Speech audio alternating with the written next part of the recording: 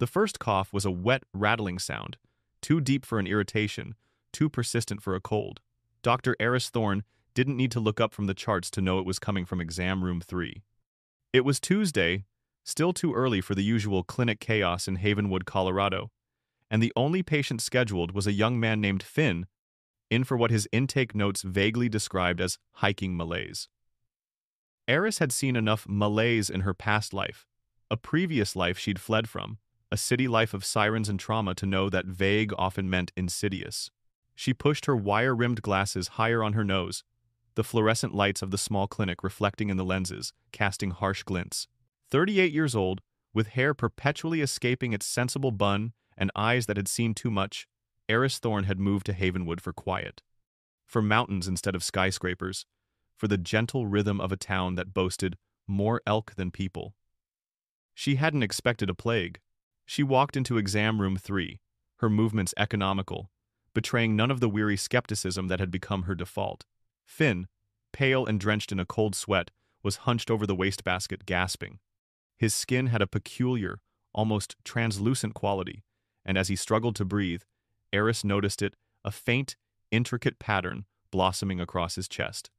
It looked like a bruise or a birthmark, but it shimmered with an unnatural, purplish-red hue, like the unfurling petals of a dark flower. "Finn," she said, her voice calm but firm, immediately cutting through his panicked wheezing. "Lie back for me. Let's get you on some oxygen." His eyes, wide with fear, met hers. I can't breathe, Dr. Thorne. It's like something sitting on my chest." Eris had seen pneumonia. She'd seen severe flu. She'd seen rare respiratory illnesses from exotic locales. But she had never seen anything like the crimson bloom unfolding beneath Finn's clammy skin. She ran tests, rapid and thorough, her mind a whirlwind of differentials. Every instinct, honed by years in an ER that never slept, screamed that this was new, this was bad. And this, she realized with a sickening lurch, was only the beginning. The air in Havenwood, usually crisp with pine and promise, now felt thick, as if holding its breath. Eris spent the next 8 hours in a blur of lab results, frantic research, and a growing sense of dread. Finn's condition deteriorated alarmingly fast.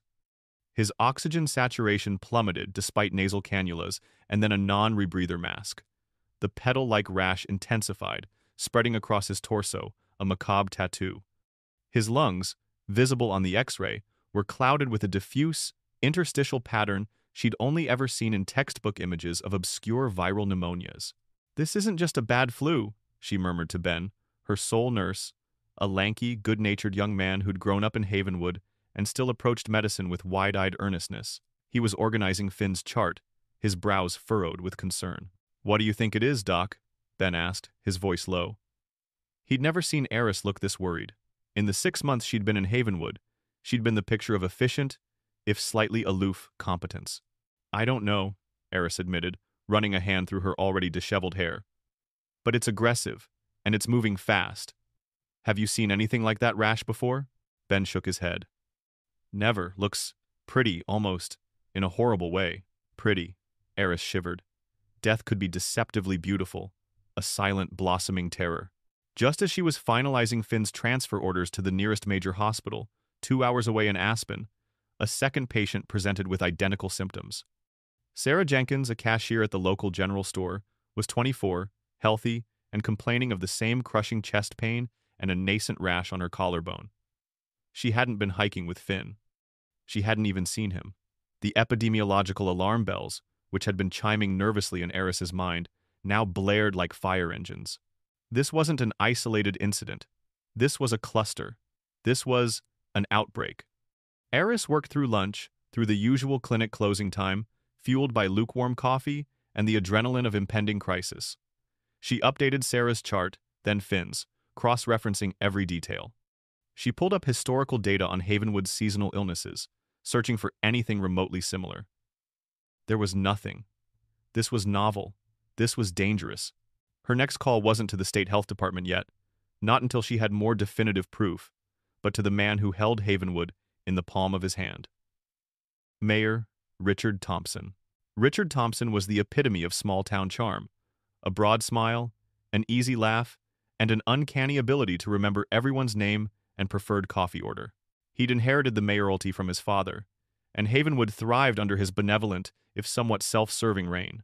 His primary concern was Havenwood's image, its thriving tourist economy, and the upcoming Founders Day Festival, a massive annual draw that bolstered local businesses for months. Dr. Thorne. Thompson's voice boomed through the phone, even on speaker. It was late, past 8, and he sounded jovial, probably at a Rotary Club dinner. To what do I owe the pleasure? Not calling to tell me you found a cure for my golf swing, I hope. Eris's mouth was dry. Mayor Thompson, I'm calling about a serious public health concern. I've had 2 patients today with an unusual, rapidly progressing respiratory illness. Similar symptoms, distinct rash. I believe we have a highly contagious, novel pathogen in Havenwood. A beat of silence. The joviality vanished. A novel pathogen, Dr. Thorne? Are you certain? It's flu season after all? A bad one, perhaps? It's not flu, Mayor. The symptomatology is unique, and the progression is frighteningly quick. I'm recommending we issue a public health advisory immediately. Advise residents to limit large gatherings, practice extreme hygiene, and I'd strongly suggest we reconsider the Founders Day Festival, at least until we understand transmission rates. The line crackled with a tension that had nothing to do with the phone signal. Reconsider Founders Day? Thompson's voice was dangerously low now, all charm stripped away. Dr. Thorne, that festival brings in $500,000 for this town. It's booked solid. Businesses depend on it. A public health advisory based on what? 2 cases? 2 confirmed, Mayor. And rapidly escalating. I don't have all the data yet, but if this is what I think it is, we could be looking at a significant outbreak. Proactive measures now could save lives. And proactive panic could destroy our economy, Thompson shot back, his voice rising. I understand you're new here, Dr. Thorne, and perhaps a bit overzealous. But we don't need you scaring off tourists with unsubstantiated rumors.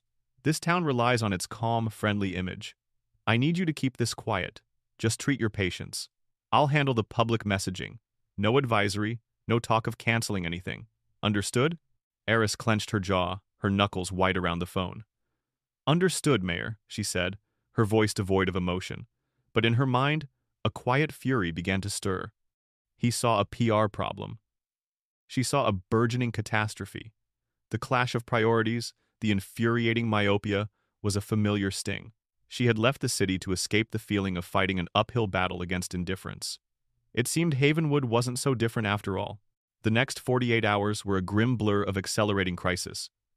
The trickle of patients with the distinctive crimson bloom rash and suffocating cough became a steady stream. 12 cases, then 20.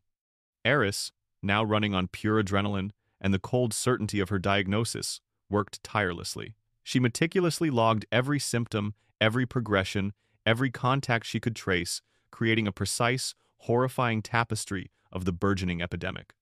Her makeshift office in the clinic's backroom became a war room, covered in flowcharts, epidemiological curves, and printouts of viral structures. The virus, she theorized, was airborne, highly contagious, and rapidly mutating, making it a particularly insidious enemy. She typed up a formal, comprehensive report detailing her findings, her transmission models, and her proposed containment protocols. Immediate town, wide mask mandates, closure of all non-essential businesses, a true enforced quarantine, and the rapid deployment of testing kits. It was a blueprint for survival, concise and irrefutable. Her first stop was Dr. Miller. Dr. Robert Miller had been Havenwood's pillar of medical wisdom for 40 years. A portly man with silver hair and a perpetually condescending smile, he'd greeted Eris's arrival with thinly veiled suspicion. She was too young, too sharp, too female to instantly earn his respect. He believed in good old-fashioned bedside manner, not fancy city hospital data models. Eris found him in his comfortable private practice, sipping coffee and reviewing golf scores. The very picture of placid contentment. She laid her report on his desk. Dr. Miller, we have a serious situation. I've compiled everything. This isn't the flu. We need to act now. Miller picked up the report, his brow furrowing not with concern, but with thinly veiled annoyance. He flipped through the pages, his gaze skimming over the charts and graphs. Epidemiological curves, Dr. Thorne? Novel pathogen? My dear, do you truly think a small-town clinic in Havenwood, Colorado, is the place for such dramatics? He leaned back, a patronizing smile returning. This sounds like city slicker alarmism to me. You're used to the big leagues, I get it. But this is Havenwood. We get colds, we get flu, sometimes a bad stomach bug after the chili cook-off. You're overreacting. Overreacting? Eris's voice was sharp, a tight leash on her rising temper. Dr. Miller, a child died this morning in the next town over, with the exact same symptoms and rash. My projection models show we could have dozens of critical cases within the week if we don't implement strict measures. Projection models? Miller scoffed, waving a dismissive hand. You young doctors and your computers. You rely too much on these hypotheticals. What about the human element? A little common sense? Are you sure you're not just trying to make a name for yourself with some exotic disease, doctor? Havenwood's never had a novel pathogen before, and I've been here since before you were a twinkle in your father's eye. His words, laced with professional jealousy and a smug dismissal of her expertise, hit Eris like a physical blow. The implication that she was fabricating or exaggerating for personal gain was a calculated insult. The rage began to simmer. She stood, snatched her report from his desk. If you won't listen to the data, Dr. Miller, perhaps the state health department will. She stormed out, leaving Miller to his golf scores and his dangerous complacency. This wasn't just ignorance. It was active, willful obstruction, fueled by ego. Determined to bypass the medical bureaucracy, Eris tracked down Mayor Thompson, who was preparing for a press conference to promote Founders Day. She found him in the town hall's small conference room, rehearsing platitudes with Sheriff Brody, a burly man with a neatly trimmed beard and an air of quiet authority that usually translated to, "Whatever the mayor says goes." "Mayor Thompson," Eris interrupted, her voice tight with urgency. "I need 5 minutes of your time. This is critical." Thompson sighed, looking at his watch. "Dr. Thorne, I'm a bit busy polishing the good news for the town. I trust you've taken Dr. Miller's advice to heart?" "Dr. Miller is dangerously misinformed," Eris stated, her gaze unwavering. "And so are you if you continue to ignore this. I have a detailed report outlining the crisis we are facing." She slapped the thick binder onto the table. "This virus is airborne. It's highly contagious. It causes rapid, severe respiratory failure. We have 20 confirmed cases, and I'm tracking dozens more. Your good news will be a death sentence for this town if you don't implement immediate containment protocols. Cancel Founders Day. Enforce a lockdown. It's the only way." Thompson picked up the report, but his eyes weren't on the data. They were on Eris, narrowed in a gaze that was no longer charming, but cold and calculating. "Dr. Thorne," he began, his voice dropping to a low, menacing tone. "Let me be abundantly clear. You are a relatively new presence in this town. You don't understand how things work here. You do not, under any circumstances, speak to the press about this. You do not leak any reports to anyone outside this room. Your speculations are causing undue alarm. I am telling you now, as the mayor of Havenwood, that if you continue this campaign of fear-mongering, I will ensure your medical license is investigated. Do you understand the implications of that?" Eris felt a tremor of fear, but it was quickly eclipsed by a surge of pure, indignant fury. This wasn't about public health. It was about power, image, and money. He was threatening her livelihood, her entire career, to protect a damn festival. "I understand," Eris replied, her voice dangerously quiet. "I understand that you are putting the lives of every person in this town at risk for a tourist buck." Sheriff Brody, who had been silently observing, stepped forward. His expression was impassive, but his presence was a physical barrier between Eris and the mayor. "Dr. Thorne, I think it's time you headed back to the clinic. Let the mayor handle the public messaging. It's his job." His tone was calm, almost paternal, which only served to make Eris's blood boil hotter. He wasn't aggressive, but his quiet, unwavering adherence to the mayor's authority was a chilling reminder of the systemic wall she was up against. It wasn't malice, perhaps, but a frustrating, infuriating obedience to a flawed system. "Just doing my job, Doc," his eyes seemed to say, even as the mayor's words hung in the air like a threat. Brody gently, but firmly, ushered Eris out of the conference room. She walked away, her fists clenched, the mayor's dismissive laughter echoing in her ears. He had forbidden her from speaking to the press. He had threatened her license. He had dismissed her expertise. Very well. If they wouldn't listen, she would make them listen. The tipping point arrived brutally. shattering Havenwood's comfortable illusion of immunity. 3 days after Eris's initial warning, little Lily May, a 7-year-old girl known for her bright, curious eyes, died of crimson bloom in her parents' arms at home. Her death, agonizing and swift, sent a shockwave through the previously complacent community. Denial evaporated, replaced by a cold, creeping dread. The town's collective, willful blindness finally broke. Suddenly, the clinic, previously quiet, was besieged. People flooded in, coughing, feverish and terrified. The characteristic rash, once a medical curiosity, was now a harbinger of doom, blossoming on the chests of Havenwood's beloved elders, its young parents, its children. Mayor Thompson was forced to act. But his response was not driven by public health. It was a desperate attempt at damage control. He announced a partial voluntary quarantine, a toothless measure that allowed essential businesses, mostly those contributing to the Founders' Day economy, to remain open. Worse, he designated the poorer, older section of town the Flats, where many seasonal workers and less affluent families lived, as the primary containment zone, implying the virus was somehow isolated there. Meanwhile, the preparations for Founders' Day, albeit scaled back, continued in the main square, a grotesque testament to his priorities. He held a press conference, eyes moist with feigned sympathy, calling for calm while subtly blaming individual irresponsibility for the spread. Eris watched him on the clinic's small breakroom TV, her hands shaking not from fear, but from a cold, righteous fury. His words were a betrayal, his actions were a death sentence. He was actively making the situation worse, sacrificing the vulnerable and maintaining a facade while people died. "This is insane," Ben whispered, horrified, as Thompson droned on about resilience and community spirit. "It's worse than insane, Ben," Eris replied, her voice flat. "It's criminal. He's sending people to their deaths." In that moment, a decision solidified in Eris's mind. The mayor had forbidden her from speaking to the press, from distributing her report, but he hadn't forbidden her from trying to save lives, even if it meant defying him directly. She reached into her bag, pulled out her phone, and opened her email. She quickly drafted a concise message, attaching her unredacted report, the one doctor Miller had scoffed at, the one Mayor Thompson had threatened her over.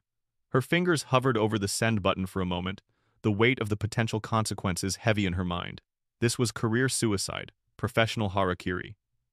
But what was a career if the town she served burned around her? She thought of Lily May, of Finn, of Sarah. She thought of the fear in the eyes of the families now filling her waiting room. She hit send.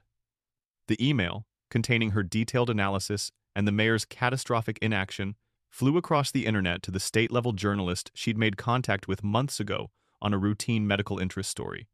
It was a digital act of rebellion. Then, she turned to Ben.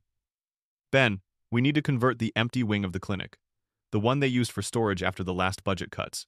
We're turning it into an isolation ward." Ben's eyes widened. "But Dr. Thorne, the mayor explicitly said we weren't to expand. He said the hospital in Aspen would handle serious cases." "Aspen is 2 hours away, Ben," Eris countered, her voice sharp with conviction. "And it's already nearing capacity. We can't waste critical hours transporting people who need immediate care. The mayor can say what he likes. My patients are here. We need more beds, more oxygen, and a place to contain the infection." "But it's unauthorized," Ben stammered. He could fire us, have our licenses pulled." "Let him try," Eris said, her jaw set. "Are you with me, Ben? Or are you with the mayor?" Ben looked at the bustling, terrified waiting room, then at Eris's determined face. He was a Havenwood boy, and while he respected authority, he respected life more. "I'm with you, Doc," he said, his voice firming. "What do we need?" Together, they began the arduous task of transforming the dusty, disused wing into a makeshift isolation ward. They scrounged for beds, for IV poles, for anything that could help. They cleared out old files, moved broken furniture. They pulled apart the old supply closet, finding forgotten masks and gowns. It wasn't long before Mayor Thompson heard about Eris's rogue operation. He burst into the clinic, his face purple with rage. "Dr. Thorne, what in God's name do you think you're doing? This is an unsanctioned facility. I expressly forbade any expansion." Eris stood in the middle of her nascent ward, surrounded by the chaos of setting up. Her face was grim, unyielding. "I'm saving lives, Mayor. Your plan isn't working. People are dying. This is what needs to be done." This is insubordination. This is gross misconduct. Thompson raged, his voice echoing in the sparse, sterile space. I will have your medical license suspended. You will be out of this town by the end of the week. Eris simply stared at him, her eyes burning with a defiance he couldn't break. You can try, Mayor, she said, her voice steady. But for now I have patients who need me. She turned her back on him, picking up a newly arrived oxygen tank, and began to connect it. The mayor stood fuming for a moment longer, then spun on his heel and stormed out, his threats hanging in the air. But Eris didn't care. The fight had begun. The mayor had fired the first shot, but she would fight back with everything she had. And the rage, the quiet, furious conviction that she was right, would fuel her through the long, dark days ahead. The first 24 hours of the Crimson Bloom siege were a blur of organized chaos and bone-deep exhaustion. Eris's makeshift ward, hastily constructed from the neglected clinic wing, was immediately overwhelmed. The sound of rapid, shallow breathing became the constant soundtrack, punctuated by the rhythmic hiss of oxygen concentrators working overtime and the frantic beeping of vital monitors. Every cough felt like a hammer blow, every labored breath a tiny tragedy. Finn, the initial patient, had finally been stabilized enough for transfer to Aspen. But Sarah Jenkins, the cashier, was intubated and fighting for every breath, her entire chest a terrifying, bruised canvas of the Crimson Bloom. Nearby, old Mr. Henderson, a quiet widower who always bought Eris a coffee on Tuesdays, lay struggling, his hand clutching a photograph of his late wife. And then there were the others, a young mother, a high school football player, a beloved local librarian. The virus was indiscriminate, tearing through the fabric of Havenwood. Eris moved through the ward with a terrifying efficiency, her face grim beneath the N95 mask. Her eyes, the only visible part of her, conveyed a mixture of fierce determination and profound weariness. She was a general on a battlefield, triaging, adjusting oxygen levels, administering medications, guiding Ben and a terrified but resolute volunteer from the community. Ben, usually so calm, now moved with a new, frantic energy, driven by the sheer volume of suffering.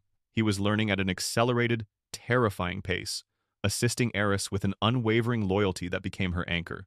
Another one, Ben called out, his voice strained, as a family carefully helped a coughing, elderly woman through the hastily erected curtain separating the reception area from the ward.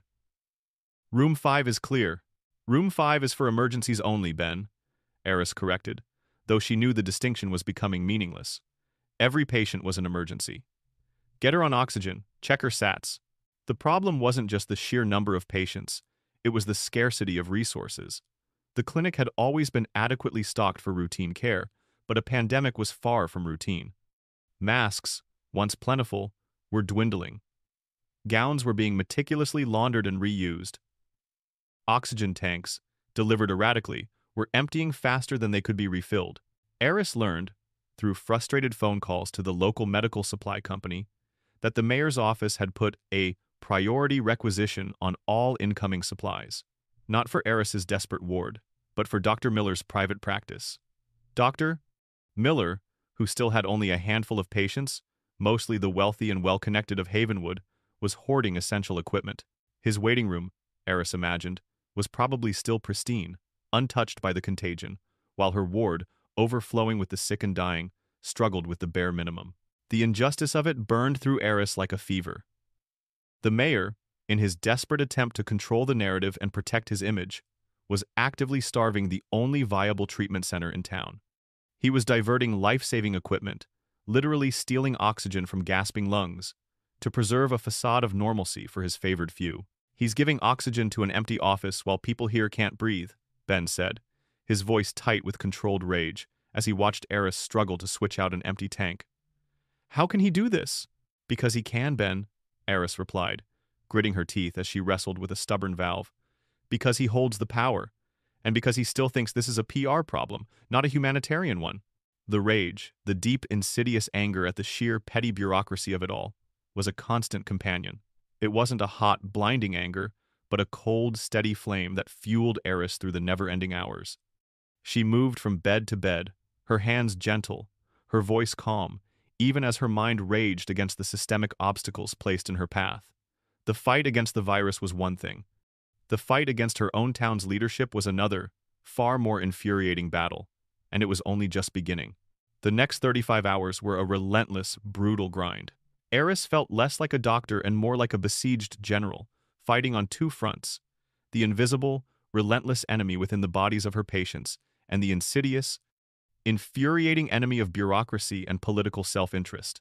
Her ward, once a makeshift solution, was now the town's only real bastion against the Crimson Bloom. Yet, every effort she made was met with deliberate, active sabotage. The first direct confrontation came mid-morning on the second day. Sheriff Brody arrived, not alone this time, but with two deputies. He held a stiff, official-looking document. His expression was apologetic, almost regretful, which made Eris's blood boil even hotter. "Dr. Thorne," Brody began, his voice low, a practiced solemnity in his tone. "I'm afraid I have to serve you with this. A cease and desist order, citing numerous public health violations, operating an unsanctioned medical facility, and contributing to public panic." Eris stared at the document, then at Brody, her eyes narrowed. "You're telling me, Sheriff, that while people are dying in this town, you're going to shut down the only place actively treating them?" She gestured around the crowded ward, the oxygen-fed patients, the exhausted families. "These are your neighbors, Brody. Your friends. Is this really doing your job?" Brody shifted uncomfortably. "Orders, Doc. From the mayor's office.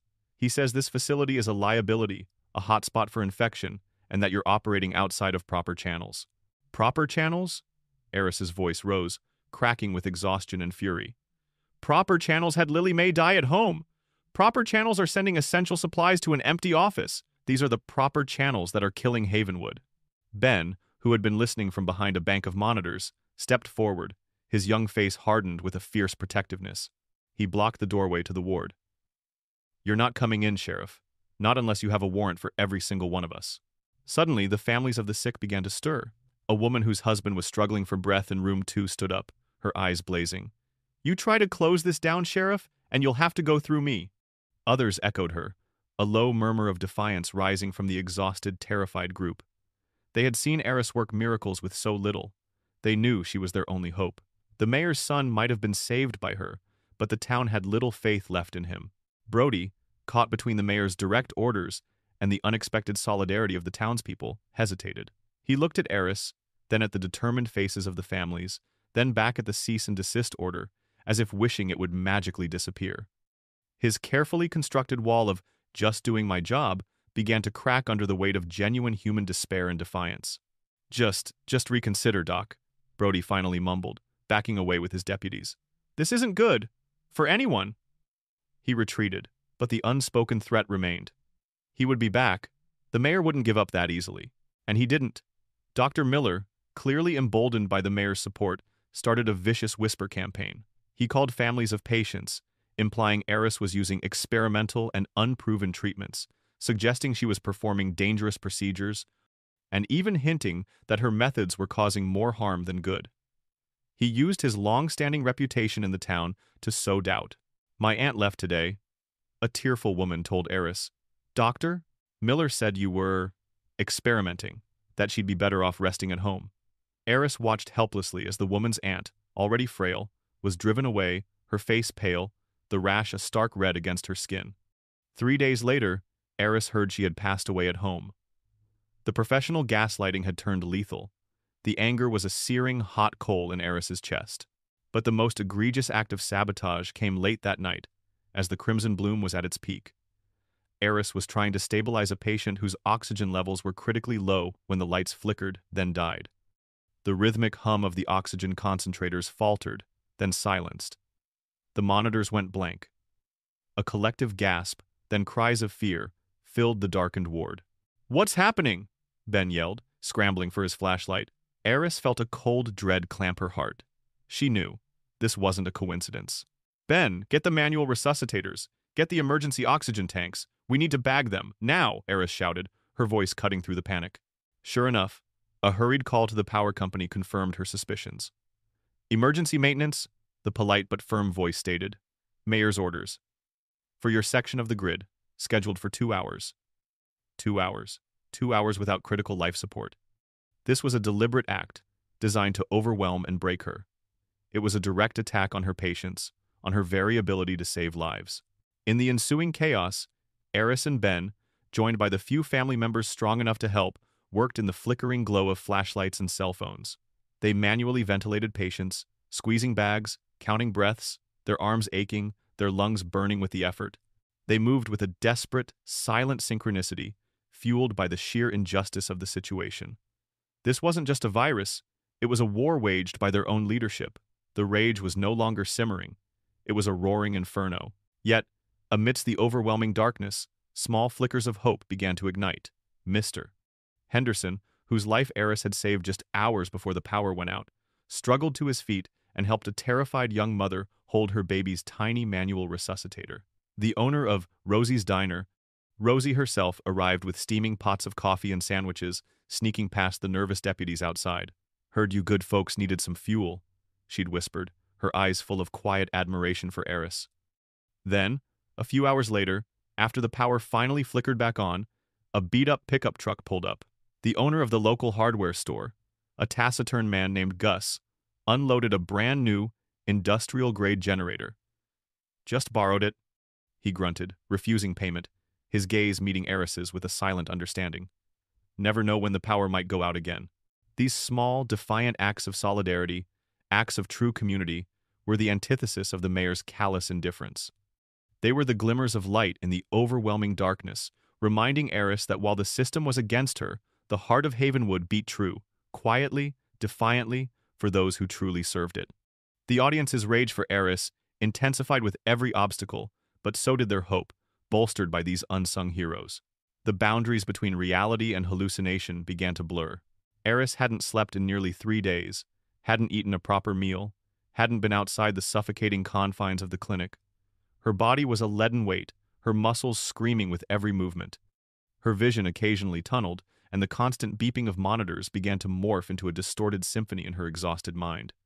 She saw faces from her past patients she couldn't save, mentors who had scorned her.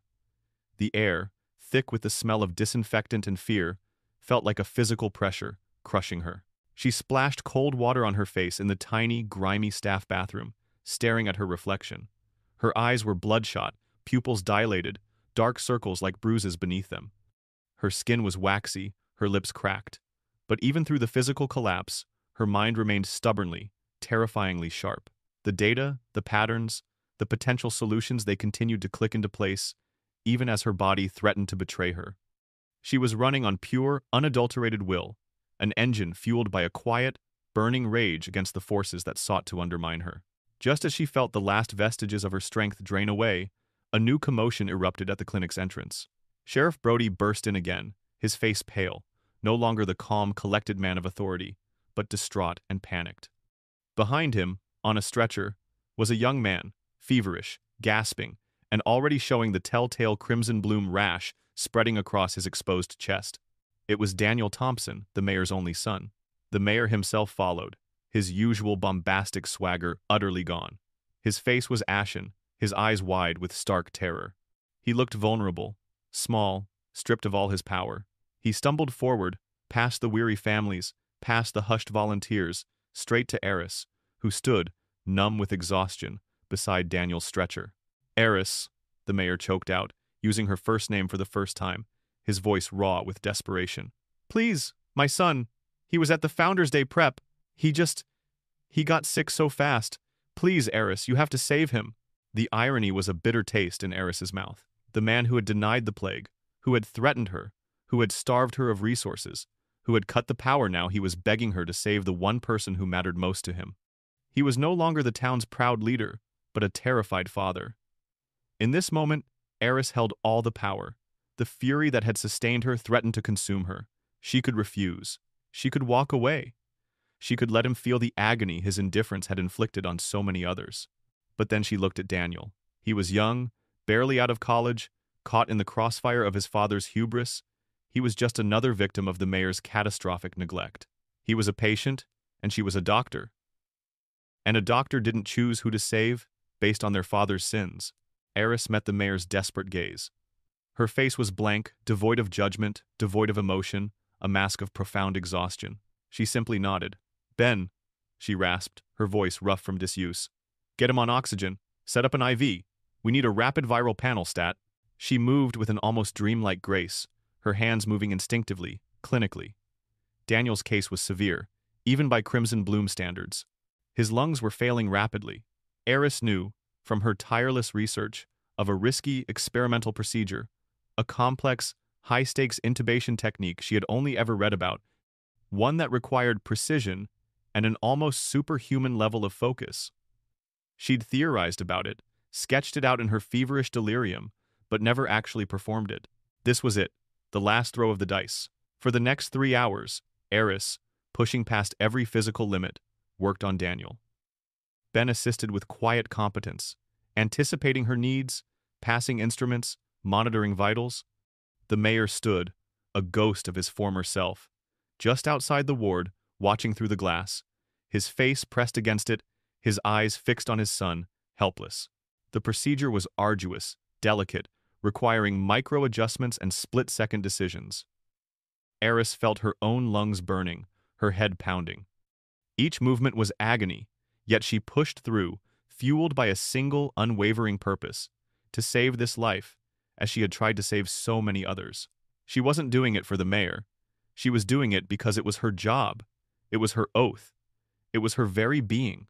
Finally, after what felt like an eternity, the intubation was complete.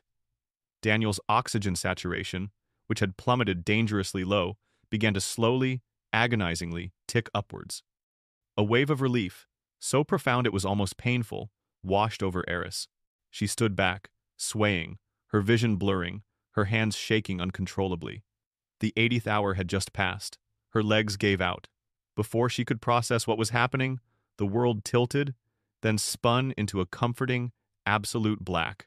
Eris Thorne collapsed onto the sterile floor, her body finally surrendering to the crushing weight of exhaustion and the relentless, righteous fury that had carried her through the siege. Eris awoke to the soft hum of machinery, a steady, rhythmic beep that was not the frantic alarm of a failing patient, but the reassuring monitor of her own stable vitals. Sunlight, bright and unfamiliar, streamed through a window. For a moment, she was disoriented, struggling to place herself.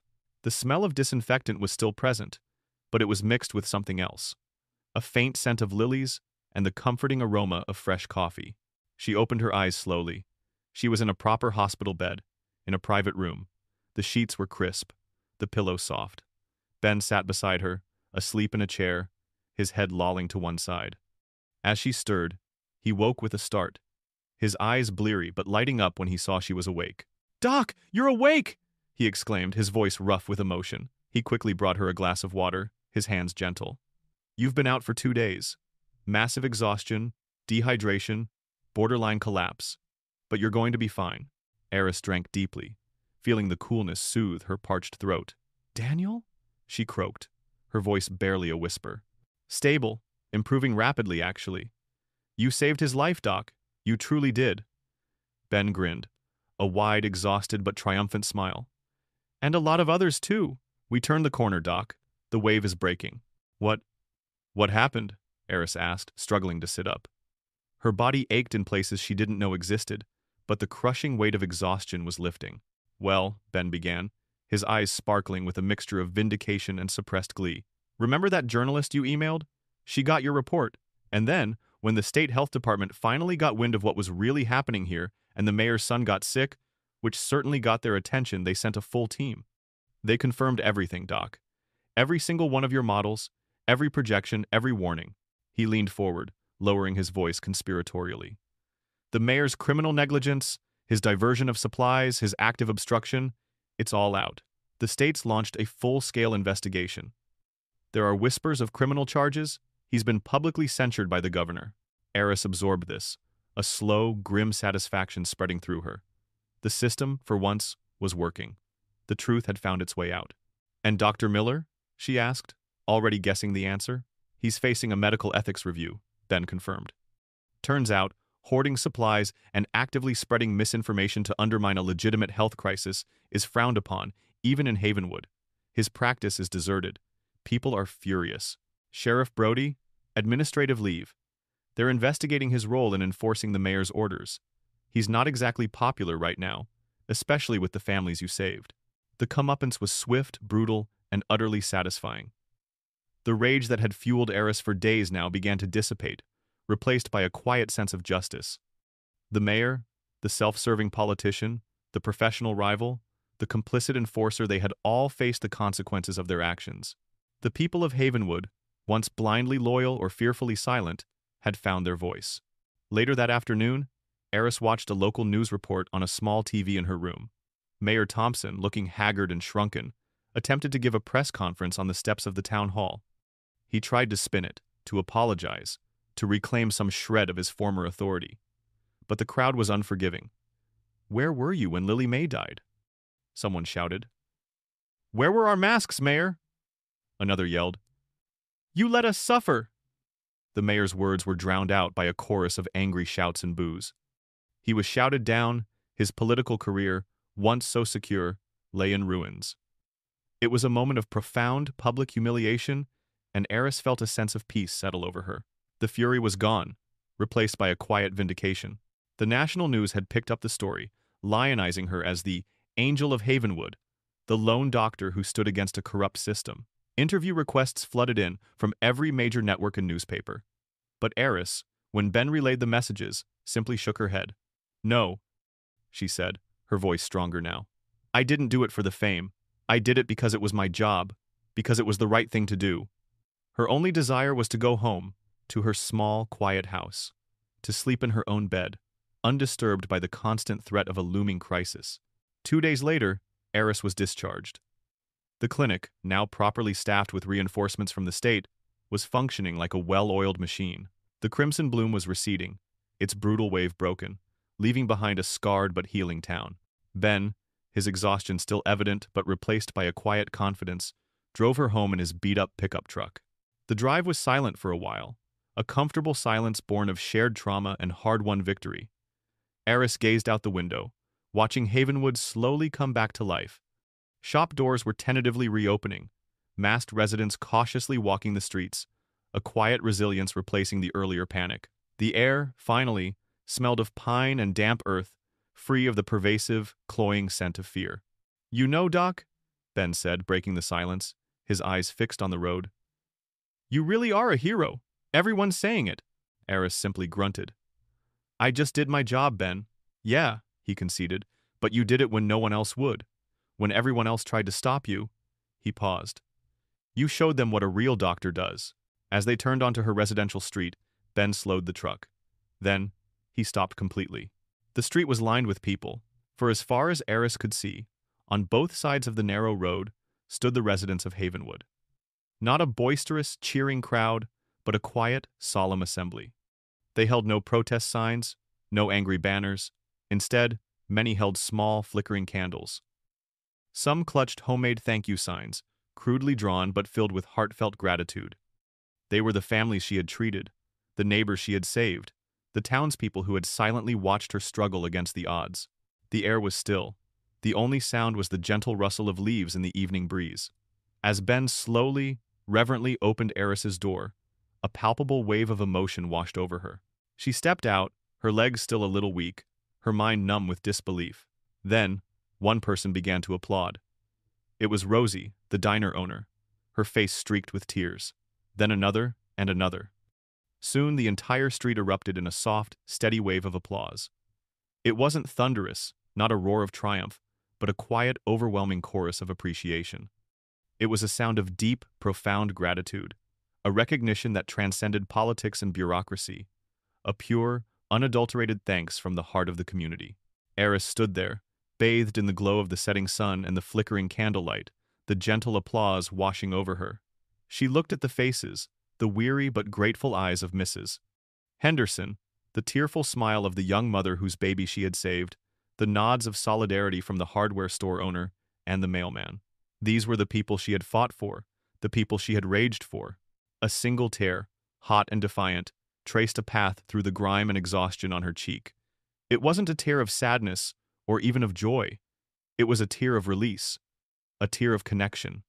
The rage, the fury, the desperate fight it had all led to this simple, profound moment of human recognition. It was more than applause. It was an embrace. It was the sound of a town finally seeing its savior, not as an outsider or a rebel, but as one of their own. Eris closed her eyes for a moment, letting the sound wash over her. When she opened them again, the tears were gone. Her gaze was clear, strong. The jaded doctor who had come to Havenwood seeking quiet had found something far more precious, a purpose forged in fire, validated by the enduring strength of a grateful community. She was no longer just Dr. Eris Thorne. She was the woman who had worked 80 hours straight in a plague, and the whole town, finally, had come to applaud.